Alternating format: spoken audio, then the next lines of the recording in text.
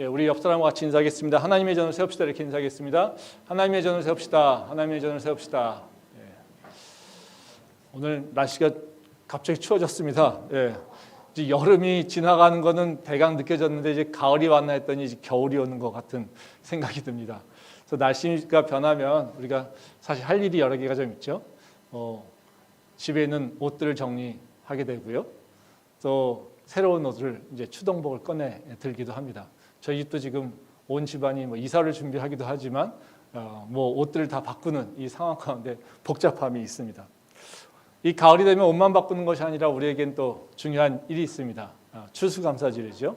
예, 한 해의 그 수확을 이제 저희가 다시 한번 기억하고 또 우리가 이제 그 한 해를 감사하며 이제 새로운 믿음을 나가겠다라고 하는 결단의 시간입니다.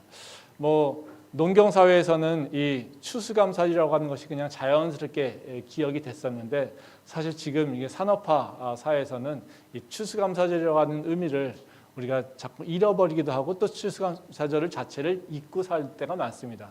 왜냐하면 우리가 뭐 가을이라고 특별하게 이렇게 수확하는 게 없잖아요. 그렇죠? 네. 그렇지만 이 우리가 농산물로 수확하는 건 없지만 우리가 한 해를 마무리해 가는 과정 가운데 분명히 지난 한 해 하나님께서 주셨던 바로 열매들이 있을 거고요. 또 그 열매를 기억하고 하나님께 감사하는 것이 바로 우리가 해야 될 일이라는 거죠. 그래서 우리 교회에서는 바로 이 가을이 되면 가장 중요한 절기가 이제 추수감사절입니다. 뭐 다른 교회들은 11월 말이 이제 추수감사절을 지내기도 하는데요. 저희는 학사 일정에 맞춰서 중간고사 끝나는 그 시기, 그래서 11월 첫째 주를 우리가 추수감사절로 기념을 합니다. 그래서 오늘 이제 앞으로 이제 추수감사절이 4주가 남았는데요. 그래서 이번 주부터 이제 감사를 주제로 말씀을 좀 나누려고 합니다. 그래서 오늘 저희가 첫 번째로 나누려고 하는 말씀은요, 감사, 그 변화의 마중물이라고 하는 제목으로 말씀을 나누려고 합니다. 뭐 우리가 교회 다니면서 감사라고 하는 말을 중요하게 여긴다라고 하는 것을 모르는 사람은 없을 겁니다. 뭐 오늘 제가 예배 시작하면서 말씀을 읽어 드렸던 것도 그럽니다. 항상 기뻐하라, 쉬지 말고 기도하라, 범사에 감사하라. 데살로니가 전서의 말씀이잖아요. 이 세 가지는 믿는 자로서 마땅히 지켜야 할 일이라고 얘기하고 있어요. 그러니까 사실 이게 쉽지 않잖아요. 범사에 감사하고. 그러니까 그냥 기뻐하는 건 나쁘지 않아요. 근데 항상 기뻐할 수 있는 거. 그리고 기도하는 거 가끔 기도할 수 있어요. 근데 쉬지 말고 기도하고. 감사하는 것도 그냥 감사할 수 있어요. 근데 범사에 감사하라. 그러니까 기뻐하고 기도하고 감사하는 것이 그러니까 언제나 모든 일 가운데 일어나야 된다는 거예요. 그러니까 이건 다시 말하면 우리 크리스찬들에게 있어서는 가장 중요한 행동, 우리가 지켜야 될 요소라고 얘기를 할 수가 있다는 것입니다. 그래서 우리가 이 기뻐하고 기도하고 감사하는 것, 특히 오늘 얘기하려고 하는 감사라고 하는 것은 그냥 교회 다니니까 하나님 기억하니까 그냥 감사해야지라고 하는 차원이 아니라 사실은 우리가 이게 도전적인 얘기잖아요. 범사에 감사하는 것을 어떻게 실천할 것인가 우리가 고민을 좀 해볼 필요가 있다는 것이죠. 그래서 감사는 그냥 한순간에 고마워야지, 감사해야지, 기억날 때마다 감사하지 이런 차원이 아니라 크리스찬에게 있어서 감사라고 하는 것은요. 모든 일에 감사할 수 있는 바로 그 삶의 모습으로 바뀌어 가야 된다는 것을 얘기할 수가 있습니다.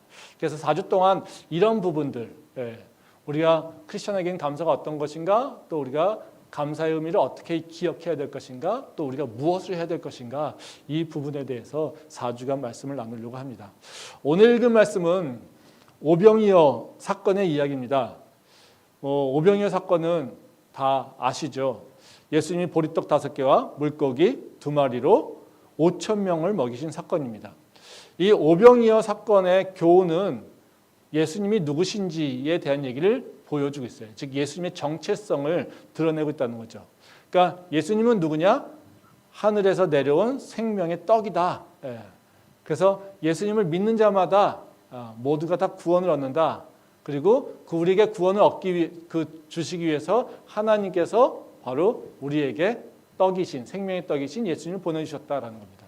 이제 그거를 이제 만나랑 연결해서 바로 광야에서 이스라엘 백성들이 바로 그 죽음의 골짜기에서도 하나님께서 하늘에서 내려주시는 그 떡을 먹음으로써 생명을 유지한 것 같이 우리가 이 땅에서 광야의 삶을 살 때도 바로 예수님을 믿고 잘 살게 되면 우리가 생명력을 유지할 수 있다라고 하는 것이 바로 이 오병이어 기적의 핵심적인 교훈입니다.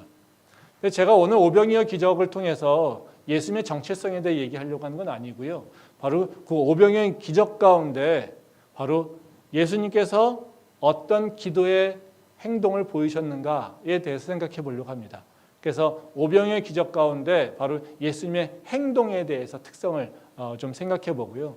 그 특성을 통해서 우리 삶에서 어떤 일을 해야 되는지를 보려고 한다는 거죠. 말씀 한번 보도록 하겠습니다. 요한복음 6장 11절 말씀입니다.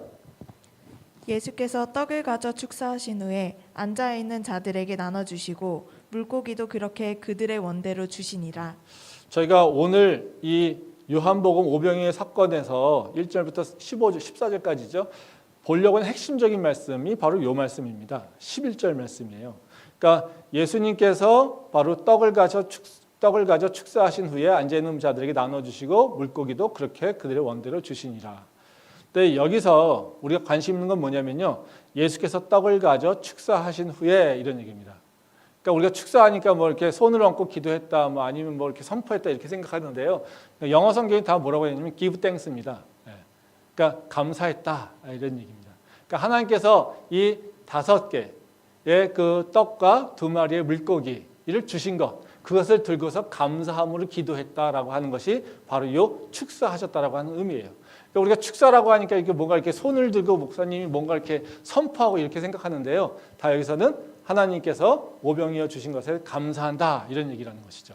그래서 오늘 제가 나누려고 하는 말씀은요. 바로 이 감사, 예수님께서 감사를 언제 하셨고 또 이 감사가 어떤 일을 만들어놨고 그리고 우리는 그 감사에 대해서 어떤 삶의 모습으로 감사를 드러내야 될 것인가 이 3가지 말씀에 대해서 같이 생각을 좀 해보도록 하겠습니다. 오늘 첫 번째로 이제 우리가 감사라고 하는 것이 뭘까라고 하는 것 정의를 좀 내릴 필요가 있겠죠. 뭐 여러 가지로 정의 내릴 수 있습니다. 뭐 사랑은이라고 하는 것이 여러 가지 정의가 내려지듯이 아마 4주 동안 감사에 대해서 우리가 개념적으로 이해를 할 텐데요. 오늘 첫 번째로 이제 감사에 대해서 정의하려고 하는 건 뭐냐면요. 크리스천에게 감사는 결핍의 상황을 풍요의 세상으로 변화시키는 기적의 마중물입니다. 그러니까 우리 삶 속에서 항상 결핍되고 부족하고 뭔가 공공한 처지에 있는 경우가 참 많다라는 거죠. 근데 그때 우리가 감사를 할 때 그 감사가 그 공공한 것 그리고 결핍된 상황 이것을 오히려 풍요의 상황으로 변화시키는 바로 그 시작점이 되는 게 감사가 나오는 거라는 겁니다. 말씀 보도록 하겠습니다. 요한복음 6장 5절부터 7절 말씀입니다. 예수께서 눈을 들어 큰 무리가 자기에게로 오는 것을 보시고 빌립에게 이르시되 우리가 어디서 떡을 사서 이 사람들을 먹이겠느냐 하시니 이렇게 말씀하심은 친히 어떻게 하실지를 아시고 빌립을 시험하고자 하심이라. 빌립이 대답하되 각 사람으로 조금씩 받게 할지라도 200데나리온의 떡이 부족하리이다. 그 다음에 6장 12절부터 13절 말씀을 같이 또 보겠습니다. 그들이 배부른 후에 예수께서 제자들에게 이르시되 남은 조각을 거두고 버리는 것이 없게하라 하시므로 이에 거두니 보리떡 5개로 먹고 남은 조각이 12바구니에 찼더라. 아까 우리가 오늘 핵심 말씀이 11절이라고 얘기했잖아요. 예수님께서 바로 그 떡을 두고 축사하사 즉 감사기도 했다라고 하는 겁니다. 근데 이 감사기도가 나오는 그 전과 후를 지금 읽어봤습니다. 그 앞에 바로 5절부터 7절까지 말씀은 바로 감사기도 이전의 상황이에요. 이때 상황의 특성은 뭐냐면요. 부족하다 이거예요. 거기 보면 7절 말씀에서도 보면요.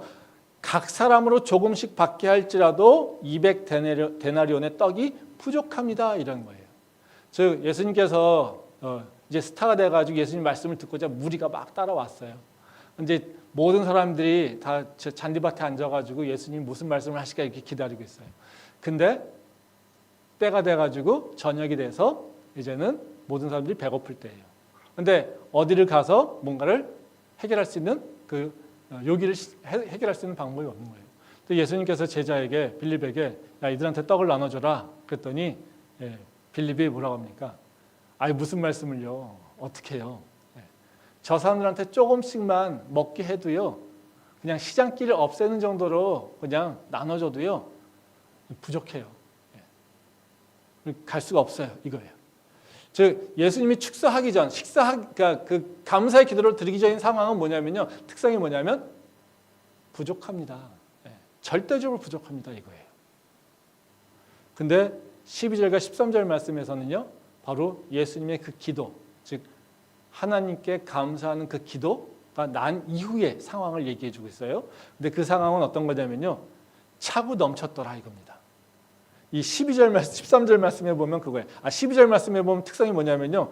그들이 배부른 후에 아까 빌립이 뭐라고 했어요? 그들에게 조금씩만 나눠줘도 200데나리온의 떡이 부족합니다 이거였어요. 조금씩만 나눠줘도. 그렇죠? 근데 지금 어때요?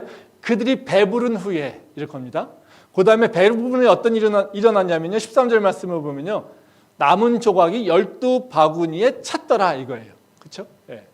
그러니까 아까 6절, 7절 말씀에서 보면 뭐예요? 그들에게 조금만 줘도 부족해요. 이거예요. 근데 지금 12절과 13절에서는 어때요? 배부르게 먹었는데도 남았어요. 이거예요.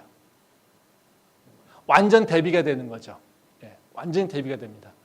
아까는 계속해서 굶주리고 배고프고 부족하고 해결 방법이 없고 할 수 있는 게 없고 이런 상황인데 바로 그 예수님의 그 기도 그 기도 이후에는 모든 사람들이 배부르고 모든 것들이 다 차고 넘치고 풍요하게 됐다는 거예요. 완전히 환경이 바뀌어지는 것을 예수님께서 보여주고 있다는 거죠. 우리가 범사에 감사하라고 얘기할 때 우리는 그 얘기 들으면 어떤 생각이 듭니까? 참 웃기는 소리 하지. 채워져야 감사하지. 이루어져야 감사하지. 열매 맺어야 감사하지. 그거잖아요. 뭐 감사할 게 있어야 감사하지. 우리 이런 생각 들지 않습니까? 맞아요. 세상 사람들은요. 채워져야, 풍족해야, 뭐가 이루어져서 성과가 있어야 감사합니다. 근데요. 예수님께서 우리에게 보여주신 그 감사의 모습은요. 부족한 중에 감사했어요. 결핍이 있는 상황에서 감사했어요. 근데 그 감사의 기도가 이제는 풍요로 변화하게 된다는 거예요. 즉 우리 삶 속에서 우리는 사실 채워지면 감사하는데요. 근데 채워지면 감사한다라고 하는 삶을 살 때는 그 채워짐은 절대 일어나지 않습니다. 근데요, 우리의 믿음의 눈으로 바라볼 때는요, 우리가 부족할 때 감사할 때 그 부족함이 채워진다는 거예요. 그래서 우리가 하나님께 감사합니다라고 하는 것은 어떤 것이냐면요, 믿는 우리에게는요, 적어도 궁핍함을 오히려 풍요로움으로 바꾸는 바로 그 전환점이 이 감사의 포인트라는 거예요. 그래서 나의 삶 가운데서 절대 감사가 나오지 않는 그 상황 가운데 오히려 하나님께 감사한다라고 고백할 수 있도록 그 성령께서 그 은혜를 주시는 것, 이것이 나의 삶을 변화시키는 거라는 거죠. 그래서 우리가 범사에 감사해야 되는 것은요, 바로 있어서가 아니라 바로 미래에 주실 것을 기대하는 바로 그런 감사의 고백이라는 믿음의 표현이라고 하는 것을 우리가 기억할 필요가 있습니다. 그러면 이게 문제가 그거잖아요. 그래 하고 싶어요. 근데 잘 안 돼요. 부족한 중에도 감사하고 싶어요. 근데 잘 안 되잖아요. 그게 문제죠. 감사하는 거 마법처럼 뭔가 새로운 변화가 일어날 것 같아. 근데 내가 억지로 입으로는 하지만 사실 어때요? 마음으로는 감사가 잘 안 일어나요. 그렇지 않습니까? 네. 아니 동의되지 않는데 어떻게 감사를 해요? 사실 감사한다고 해서 내 마음속에 이 깊은 곳에서는 불만이 가득하고 나 어떡하지라고 하는데 입으로만 감사하면 그게 진짜 감사겠습니까? 그렇지 않죠. 진짜 감사는요, 내 마음속 깊은 곳에서부터 일어나서 진짜 하나님을 기대하고 하나님을 믿고 하나님께서 행하신다라고 하는 것을 우리가 알고 있을 때 감사하게 되는 거잖아요. 근데 입으로만 감사한다? 내 마음속엔 전혀 동의되지 않는다? 그거는 사실 우리는 주문 외우는 것과 동일하다는 거죠. 근데 우리가 진정한 감사가 일어나야 된다는 겁니다. 그러면 그 진정한 감사가 어떻게 일어나겠습니까? 우리가 바라보고 우리가 생각하는 것이 바뀌어야 된다는 거예요. 그럼 우리가 부족한 중에 결핍의 상황에서 어떻게 감사할까? 그거는요, 다른 것이 아니라 우리의 믿음을 기억하는 거예요. 과거에 하나님께서 나한테 주셨던 그 은혜를 기억하는 거예요. 그리고 하나님이 누군지를 기억할 때 결핍의 상황 가운데, 궁핍의 상황 가운데 하나님께 감사하는 모습으로 바뀔 수 있다는 겁니다. 말씀 보겠습니다. 요한복음 11장 32절 말씀입니다. 마리아가 예수 계신 곳에 가서 배웠고 그 발 앞에 엎드려 이르되 주께서 여기 계셨더라면 내 오라버니가 죽지 아니하였겠나이다 하더라. 예, 또 41절과 44절 말씀 보겠습니다. 요한복음 11장 41절과 44절 말씀입니다. 돌을 옮겨 놓으니 예수께서 눈을 들어 우러러 보시고 이르시되 아버지여 내 말을 들으신 것을 감사하나이다. 항상 내 말을 들으시는 줄을 내가 알았나이다. 그러나 이 말씀하옵는 것은 둘러선 무리를 위함이니 곧 아버지께서 나를 보내신 것을 그들로 믿게 하려 함이니이다. 이 말씀을 하시고 큰 소리로 나사로야 나오라 부르시니 죽은 자가 수족을 배로 동인 채로 나오는데 그 얼굴은 수건에 쌓였더라. 예수께서 이르시되 풀어놓아 다니게 하라 하시니라. 이 말씀은 바로 예수님이 나사로를 살리신 사건을 얘기하고 있습니다. 그러니까 예수님이 나사로가 아프다고 하는 소식을 들었습니다. 근데 예수님이 늦게 도착했어요. 그랬더니 예수님이 도착하실 때 이미 나사로는 죽은 상황이었어요. 그래서 그 32절 말씀에 보면 얘기하잖아요. 나사로의 여동생인 마리아가 바로 예수님에게 불평을 합니다. 예수님이 여기에 계셨더라면 내 오라버니가 죽지 않았을 텐데 이렇게 불평하는 거예요. 그런데 이 41절 44절 말씀에 보면 뭐라고 하냐면요, 이 상황에서 예수님의 기도의 모습이 나옵니다. 근데 그 기도의 내용이 뭐냐면요, 우리가 좀 황당합니다. 아버지여 내 말을 들으신 것을 감사하나이다. 항상 내 말을 들으시는 줄을 내가 알겠나이다. 한번 생각해 보세요. 이 마리아 앞에서 기도하는 모습입니다. 예수님께서 내 동생은 죽었어요. 예수님이 늦게 와서요. 내가 예수님한테 간청을 했어요. 빨리 와달라고. 예수님을 불러댔어요. 근데 예수님이 늦게 왔어요. 그래서 하는 일이 뭡니까? 불평하는 거예요. 근데 예수님이 그 앞에서 하시는 기도는요, 감사함이에요. 마리아가 이 얘기를 들으면 어떤 생각을 할까요? 야, 우리 선생님 멋져 이럴까요? 아니죠. 열받죠. 야, 내가 부를 땐 안 오시고 내가 간청할 땐 안 오시고 이미 다 죽은 저 시체 앞에서 감사한다고 하나님께 기도하고 있어. 이미 마리아는 뭘 경험했어요? 기도의 거절을 경험했어요. 근데 그 기도의 거절을 경험한 그 마리아 앞에서 예수님께서 하시는 기도는 뭡니까? 하나님 감사합니다. 내 말을 들어주신 걸 감사하고요. 내 말을 들으실 것을 내가 알고 감사합니다.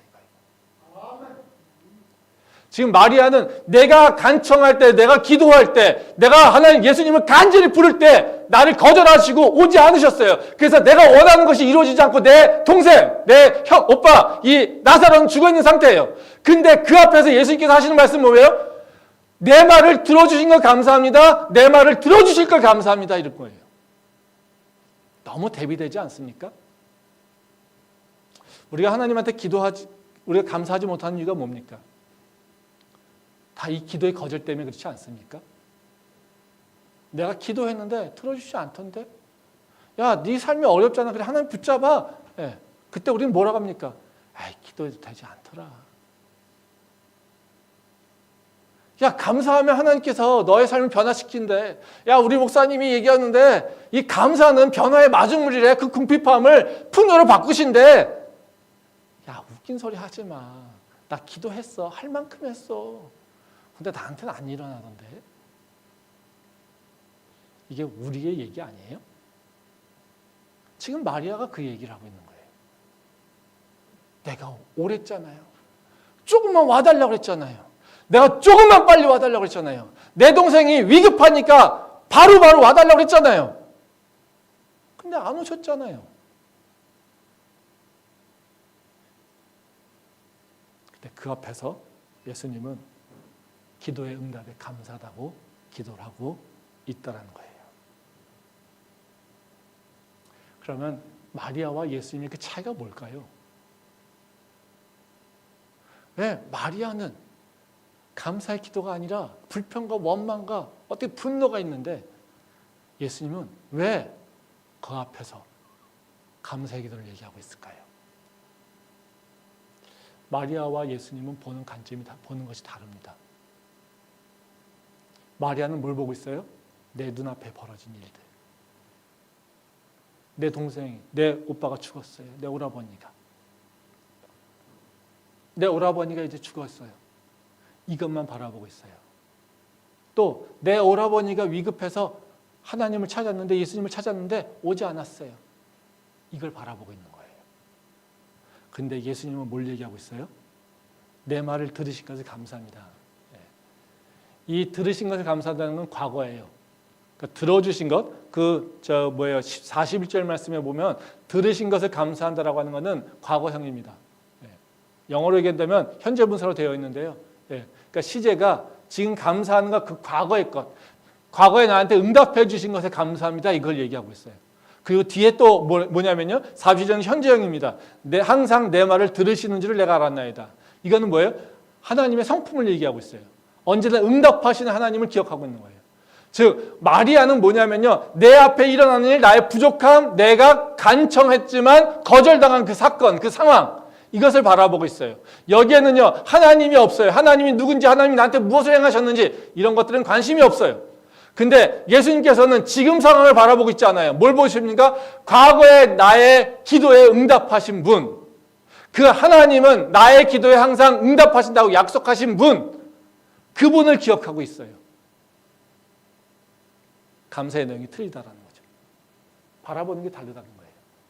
마리아는 현재의 모습, 예수님은 하나님이 나한테 무엇을 행하셨는지, 하나님이 어떤 분이신지 이것을 보고 있다는 거예요. 기독교인들의 감사는요, 세상과 다릅니다. 뭐가 다르겠습니까? 세상은 아까 조건을 따라 감사하죠. 근데 기독교인의 감사는요, 하나님을 바라보고 감사합니다. 그래서 감사라고 하는 건요, 세상에서의 감사는요, 채워진 것에 대한 응답이에요. 근데 기독교인들에게 감사라고 하는 건요, 우리의 신앙 고백이에요.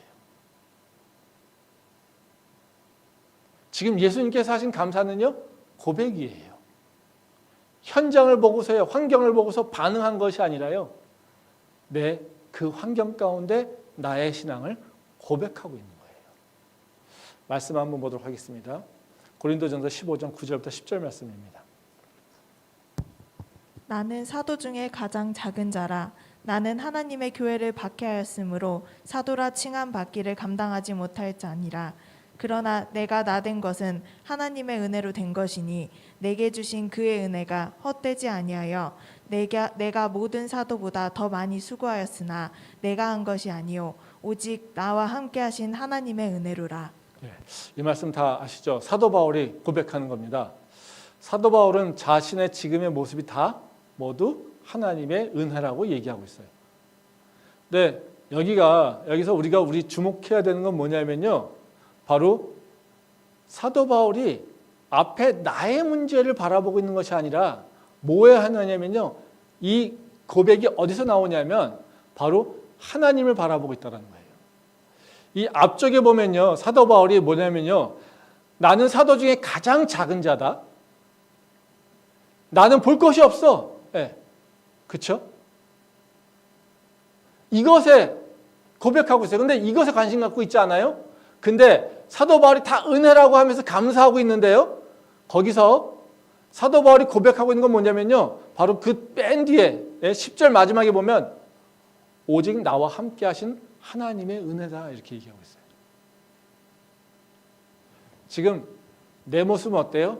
사도 중에 가장 작은 자고 나는요. 교회를 박해해서 너무 부끄러워요. 그러니까 어떻게 하겠어요? 지금은 사도라고 얘기하지만 어때요? 사도 바울의 입장은요. 과거 자신의 모습이 참 부끄러운 거예요.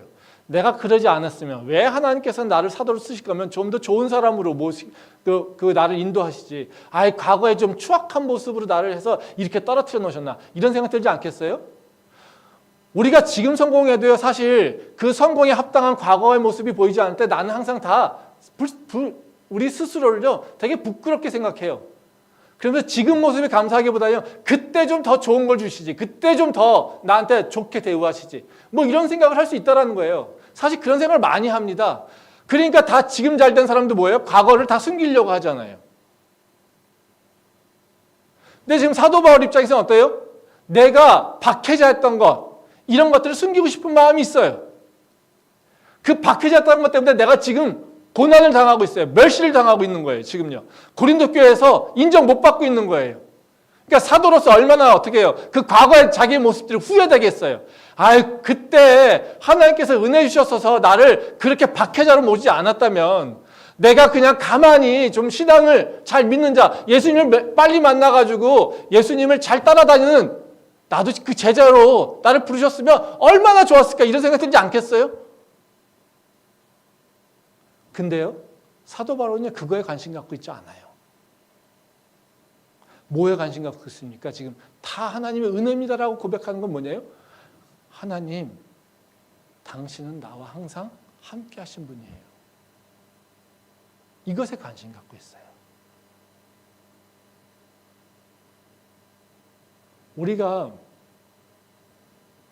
하나님을 안 보고 세상만 바라볼 때 절대 범사에 감사 못합니다.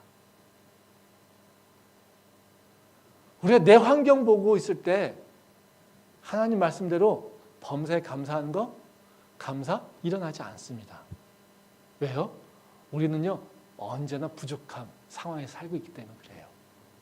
한번 여러분들 생각해 보세요. 여러분들 삶을 차고 넘치는 게 많습니까? 부족한 게 많습니까? 다 이룬 것이 많습니까? 다 이루지 못해서 지금 다 갈급한 마음으로 뭔가 열심히 찾고 있는 게 많습니까?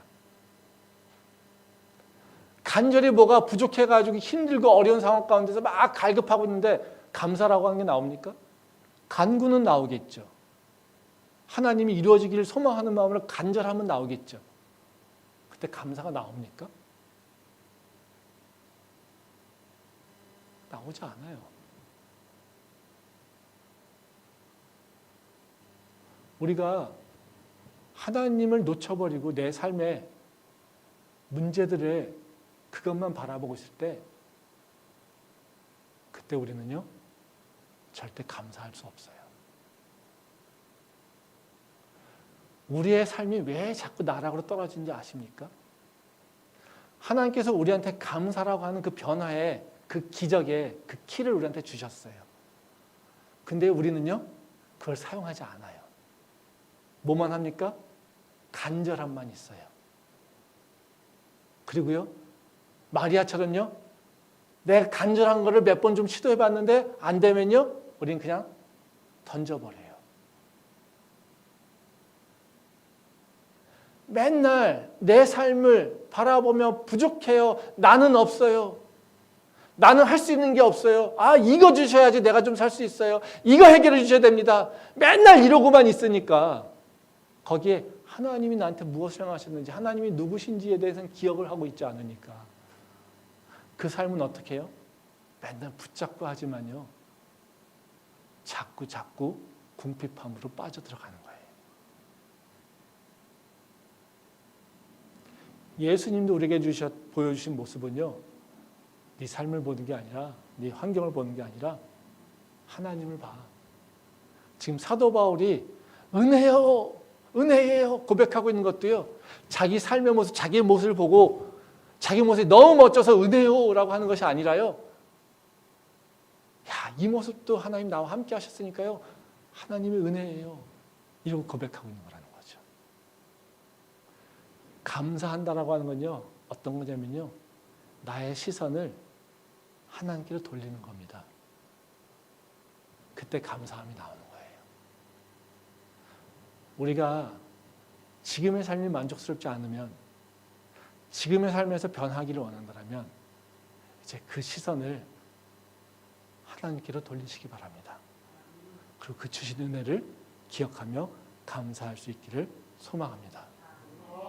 그럼 마지막으로요, 이 감사라고 하는 것도 마음이 들면 실천해야 되잖아요. 그렇죠? 네. 어떻게 실천할까?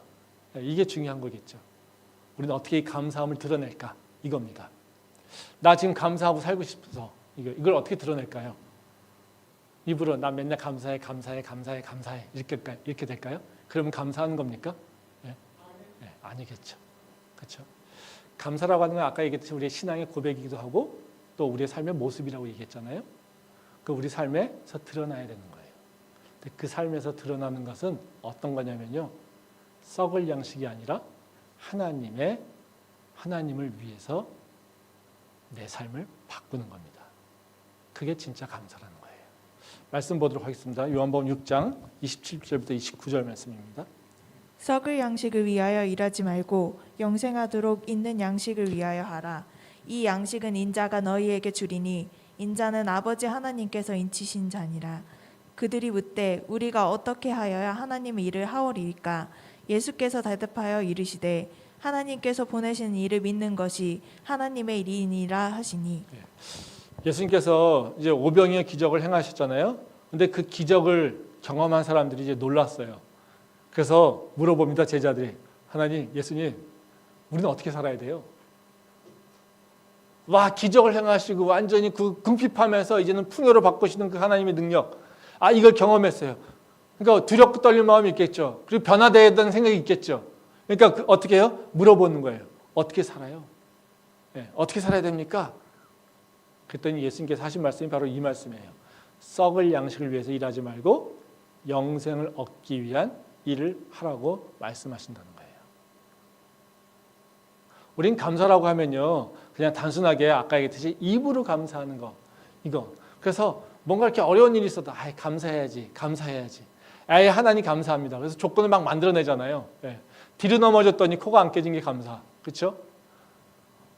오른손으로 넘어졌는데 왼손이 아프. 네? 왼손이 아프니까 감사. 왼손 다치니까 오른손으로 밥 먹을 수 있게 해줘서 감사. 그렇죠? 내가 오른발장인데 왼발 뼈 가지고 감사. 그렇죠? 우리 맨날 이런 거 찾잖아요. 그래요. 그것도 참 좋은 훈련이기도 합니다. 네. 그렇죠? 근데 그 입으로 하는 감사가 진짜 감사가 아니라는 거예요. 뭐라고요? 네. 우리의 삶의 방향성이 바뀌어야 된다는 거예요. 감사는요. 감사라고 하는 건 아까 얘기했지 뭐예요? 주신 것에 대한 것을 인정하는 거예요. 주실 것에 대한 인정이에요. 그러면요, 주신 것, 주실 것, 이것을 기억하고 기대하며 믿고 사는 게 감사하는 삶의 모습이라는 거죠. 근데 감사한다고 하면서 맨날 내일, 내 문제, 내 먹을 것, 이것만 가지고 붙잡고 살아요. 입으로는요, 감사해요. 오른손 안 다친 것. 감사해요. 코가 깨지지 않은 것. 감사해요. 내가 오른발 다치지 않은 것. 이건 뭐예요? 믿음과 말하고는 완전히 다른 일이죠. 예수님께서는요, 입으로 고백해 얘기하고 있지 않아요. 너가 뭘 향하고 있는지를 바꿔. 썩을 것을 위해서 일하지 말고 영생을 위해서 있는 일을 해. 이것을 얘기하고 있다는 거예요. 이게 우리가 진짜 감사의 삶으로 바꾸는 거고요. 감사라고 하는 믿음의 고백이 드러나는 모습이라는 겁니다. 한번 생각해 보세요. 우리가 추수감사절만 하면 맨날 똑같은 얘기 하지 않습니까? 감사해야지. 억지로 감사해야지. 이제 그 모습에서 벗어나야 되지 않겠습니까? 우리가 진짜 감사하려고 하는 마음으로 가면요, 우리의 모습을 다시 한번 돌아봐야 됩니다. 나는 진정한 감사, 하나님께서 기뻐하시는 감사를 지금 드리고 있는가? 우리의 모습을 돌아볼 필요가 있다라는 거예요. 우리가 진짜 감사가 되려면요, 오늘 이 오병의 기적에서 보게 되면요, 우리 모습을 두 가지 면에서 체크할 필요가 있어요. 즉, 우리 삶 가운데 진짜 오병의 기적이 있다라고 하는 것을 믿고 있는지, 내 모습을 다시 한번 돌아봤으면 좋겠어요. 한번 보세요. 여러분 삶 가운데 오병의 기적이 있습니까? 그 오병의 기적이 있다라고 믿고 사십니까? 아니죠. 나는 5개의 떡과 2마리의 물고기를 내본 적도 없어요. 난 이렇게 차고 넘치는 것도 경험한 적이 없어요. 그렇죠? 네. 우리는 오병의 기적은 다 뭡니까? 저 성경에서 나오는 얘기 이거예요. 근데요, 우리는 사실 오병의 기적을 경험하고 살고 있어요. 그렇지 않으면 못 살아요. 오병의 기적은요, 오병이어가 중요한 게 아니에요. 항상 채워주시는 하나님인 것을 기억하고 있는 거예요. 우린요, 나중에 얘기하겠지만요, 또 우리는 다 내가 가진 것은 내 거라고 생각해요. 내 노력으로 번 거라고 생각해요. 근데 한번 생각해 보세요. 지금 내가 갖고 있는 것이 다 어디로부터 왔습니까? 지금 내가 누리고 있는 것이 누구로부터 왔습니까? 우리가 예수 그리스도를 내 구주라고, 내 주인이라고 믿고 있으면서 지금 내가 갖고 있는 것을 어디서 왔다라고 지금 고백하고 있습니까? 내가 뭘 했습니까? 내가 그걸 받을 자격이 있습니까? 내가 그걸 누릴 수 있는 충분한 뭔가를 행했습니까? 그게 없으면 어디서 온 겁니까? 하나님께로부터 온 거 아닙니까? 우리는 나도 모르게요, 자꾸 내가 가진 것을 너무 당연히 생각해요. 그리고 내가 갖고 싶은 것을 이루어지는 것만이 오병이의 기적을 생각해요. 근데요, 지금 내가 갖고 있는 것이 오병이어 기적의 결과와 동일합니다. 아무것도 드리지 않았어요. 나는 그저 풀밭에 앉아 있었어요. 아무것도 하지 않았어요. 그냥 말씀 좋아서요, 하나님 예수님 따라왔어요. 아무것도 못했어요. 그저 예수님 믿는다라고 고백하고 살았어요. 근데요, 나는 지금 생명을 유지하고 있고요.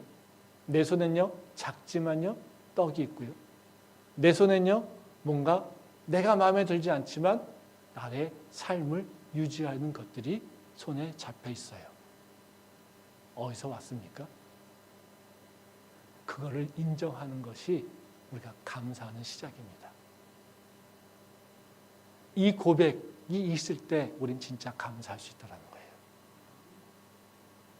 두 번째, 감사라고 하는 것을 내가 잘하고 있는 걸 생각해 보면요, 지금 나는 영생을 위해 살고 있는지 나를 다시 한번 돌아볼 필요가 있어요.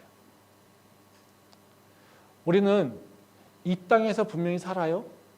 근데 우리는요, 이 땅에 목표를 두고 살고 있지는 않아요. 그게 크리스천들의 삶이죠. 근데 우리가 이 땅에 묶여 사는 건 아닌가? 이걸 돌아볼 필요가 있죠. 내가 하나님 나라를 지금을 바라보고 있을까? 하나님의 영광을 내가 내 삶 속에서 뭔가 하고 있을까? 뭐 대단한 거 하라는 게 아닙니다. 내가 그것을 위해서 지금 고민하고 있는가? 내 삶 속에서 하나님의 영광을 위해서 무엇을 해야 되지? 내 삶 속에서 하나님이 주신 영생을 위해서 난 뭘 해야 되지? 적어도 그거에 대한 고민과 그것에 대해서 뭔가 하려고 하는 마음이 있는지 우리 볼 필요가 있다는 거예요. 내가 예배를 드리는 것 한번 생각해 봅시다. 나는 진짜 예배를 드릴 때 내 영생을 위해서 예배 드리고 있나?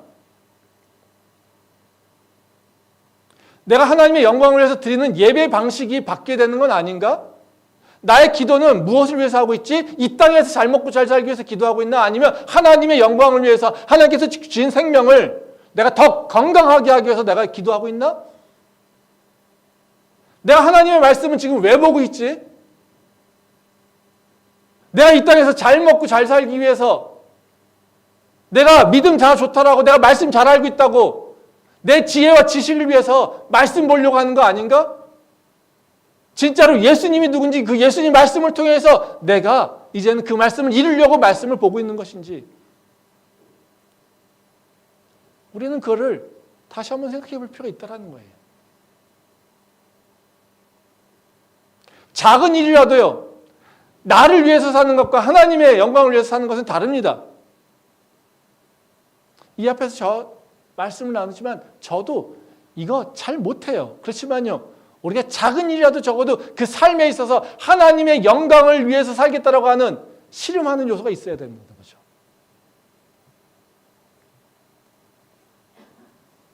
저는 크리스천들이 살면서 하나님이 나한테 주신 사명이 뭘까? 하나님이 나한테 지금 상황에서 요구 조건이 뭘까를 고민하지 않는 자, 저는 크리스천이라고 생각하지 않습니다. 지금 이 순간 나한테 부신 내 삶의 현장에서 분명히 하나님께서 요구하시는 것이 있을 텐데, 그걸 요구를 듣기 위해서 또는 그 요구를 이루기 위해서 내가 심적으로 또는 내 삶에서 다툼과 싸움이 있을 때 저는 적어도 살아있다고 믿습니다. 저도 솔직하게 그런 것들이 있어요. 제가 항상 고민하는 건 이거예요.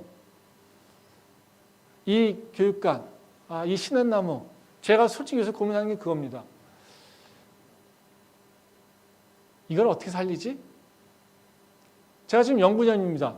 제가 솔직히 영분연이어서 사실 다 접어두고 떠나려고 그랬었는데요. 근데 하나님께서 어쨌든 묶여 놓으셨어요. 그래서 제가 이 시냇나무 이 교육관을 어떻게 살릴 수 있을까? 어떻게 하면 이것이 정말 더 좋은 것, 더 하나님께서 우리한테 귀한 걸 주셨는데 이 귀한 걸 어떻게 정말 그것에 합당하게 사용할 수 있을까? 이런 고민을 해요. 이걸 하려면 시간이 필요한데, 시간을 내야 되는데, 이런 생각이 들어요. 그럼 내가 여기서 좀 일을 할까? 여기서 좀 뭔가 할까? 그런 마음이 솔직히 들어요. 근데 또 한편은요, 자신 없어요. 나도 내 일을 해야 되는데, 이거 약속했다고 괜히 약속도 못 지키고 어떡하지? 두 마음이 왔다 갔다 해요. 교육관 왔다가도요, 우리 금요기도 때도 왔다가도 이 모습, 이걸 그대로 놔두면 안 되는데, 우리가 맨 처음에 계획했던 거 하나님께 이걸 받으면서 이것이 우리 학생들한테 그리고 다른 사람들에게 또 선교의 전진기지로 사용하기를 소망하는 마음이 있었어요. 그냥 이렇게 예배하는 곳으로만 사용하는 것이 아니라 주중에도 뭔가 활용할 수 있는 방법을 찾자, 이것이었어요. 못하고 있어요. 전 그거에 대한 부담감이 있어요. 잘해서가 아니에요. 제가 잘한다고 얘기하는 게 아니에요. 제가 하나님을 바라보면서 저의 삶을 돌아볼 때 항상 이게 짐이에요. 그 짐을 해결하고 있지 못하지만요, 그 짐 때문에 하나님께 부끄럽지만요, 그래도 또 한편 항상 그런 부분에서 감사해요. 적어도 고민하고 있지. 그래, 언젠가는 결단할 때가 있겠지. 이런 생각을 해요. 전혀 우리 성도들이 다 열심히 뭔가 하나님한테 승리하고 맨날 이거 잘했습니다, 이런 게 저는 크리스천이라고 생각하지 않아요. 적어도 한번 생각해 봅시다. 지금 내 삶에서 하나님이 하라고 하는 명령이 있는지, 나 그걸 느끼고 있는지. 적어도 그것을 순종하지 못해도 나 하나님 그거 못하는데요, 이러면서 계속해서 하나님하고 뭔가 줄다리기가 있는지. 아무것도 없다라면요, 우리 혹시 버림받은 거 아닙니까? 구원을 버림받은 것이 아니라요, 내가 하나님을 버려서 그냥 버림받았다는 얘기예요. 오해하지 마시고요. 한번 생각해 보세요. 나랑 하나님하고 관계가 있는데요, 나는 하나님의 일에 대해서 아무런 감성이 없어요. 아무런 마음이 없어요. 아무런 걸리는 게 없어요. 그럼 내가 진짜 하나님 안에 있는 걸까요? 제가 우리 집에 제 처하고 사는데 제 처가 아픈지 제 처가 뭐 어떤지 상황에 상관없이요. 저는요. 당신은 아프니까 당신은 뭐 하니까 당신은 당신 일이니까 내가 아무런 고민이 없어요. 이러면 어때요? 우리 가족일까요? 그럼 가족 아니잖아요. 그냥 함께 있다라고 하면요. 어떻게 해요? 내 처가 요새는 어떤데? 우리 애들은 어떤데? 아, 얘네들이 이런 것 때문에 고민하나 보다. 아, 이런 것 때문에 지금 힘든가 보다. 아, 이런 것 때문에 스트레스 받는 거다. 이걸 느끼잖아요. 그렇죠? 그게 당연한 거 아니에요? 상대방의 문제가 내 문제로 다가오는 게 당연한 거 아니에요? 그때 그게 함께 있는 거 아니에요? 근데 내가 하나님하고 함께 하고 있다는데 하나님이 뭘 관심 있는지 나는 관심이 없어요. 하나도 느낌이 없어요. 하나도 나한테 마음에 울림이 없어요. 그건 뭐예요? 내가 하나님과 함께 하고 있지 않는 거죠.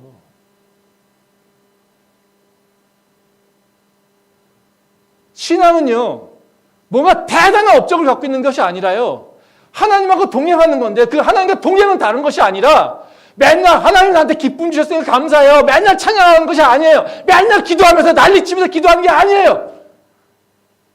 지금 내가 삶의 현장에서 하나님 나한테 주시는, 나한테 기대하는 것이 있는데 그 기대감에 내가 부담을 느끼는 거예요. 부담을 느끼는데 할 수 없을 것 같은데 한번 믿음 가지고 발을 떼어보는 거예요. 아, 떼어보니까 성령께서 역사하심을 경험하는 거예요. 그게 우리 신앙생활이에요. 손 들고 난리치면서 기도하는 거, 눈물을 흘리면서 찬양하는 거, 이게 신앙이 아니라는 거예요. 열심히 입으로 방언하면서 때려 죽이듯이 기도하는 거, 이게 신앙이 아니라는 거예요. 내 삶에 진짜 하나님의 그 부담감이 있냐는 거예요. 그걸 느끼면서 하는 거예요. 그 불편함을 내가 느낄 수 있냐는 거예요. 그게 썩을 것을 위해서 사는 것이 아니라 영생을 위해서 사는 거예요. 대단한 일을 하라는 거 아닙니다. 하나님 말씀에 거룩한 부담감을 느끼는 거, 이게 우리가 살아가는 방법이라는 거예요. 하나님의 은혜를 감사하며 사는 것은요, 다른 것이 아니라요, 오늘 예수께서 말씀하시지 않습니까? 하나님, 그래요. 내가 지금 주님을 위해서 이것을 해야 될 것 같은데요, 내 삶에 묶여서 하지 못해요. 아, 하나님 이거 어떻게 해야 되죠? 내 삶의 부족함 때문에, 내 삶에 묶인 것 때문에 하나님, 내가 그것 때문에 못하고 있어요. 야, 하나님 어떻게 하면 해결할 수 있을까요? 하나님 근데 나한테 이런 마음 조그만 거 주실 거 감사해요. 이제 하나님 그것을 길을 열어주시겠죠? 그리고 기도하는 거예요. 전 그게 진짜 하나님을 믿는 자고 성령의 인도함을 따라가는 자라는 것이죠. 거창한 거 하지 않았으면 좋겠습니다. 대단한 거 하지 않았으면 좋겠습니다. 그저 성령께서 내 안에 주시는 그 울림, 이것에 따라 살아가면서 하나님, 오늘 나를 사용해 주셔서 감사합니다. 하나님, 오늘 나한테 바로 이 선한 마음을 바라볼 수 있게 해주셔서 감사합니다. 하나님, 오늘도 제가 주님의 그 거룩한 부담을 느끼면서 내가 새로운 모습 나가려고 지금 발버둥 칠 수 있게 해서 감사합니다. 하나님, 부족하지만 하나님께서 채워주실 걸 믿습니다. 이것이 바로 우리가 범사에 감사하는 삶이라는 것이죠. 이제 우리가 추수감사절을 이제 한 달 남겨놓고요, 준비하고 있습니다. 그냥 절기 한 번으로 끝나는 것이 아니라요, 바로 이 새로운 모습으로 이 환경 가운데 주님이 주시는 바로 새로운 감사로 나갈 수 있기를 소망합니다. 기도하겠습니다.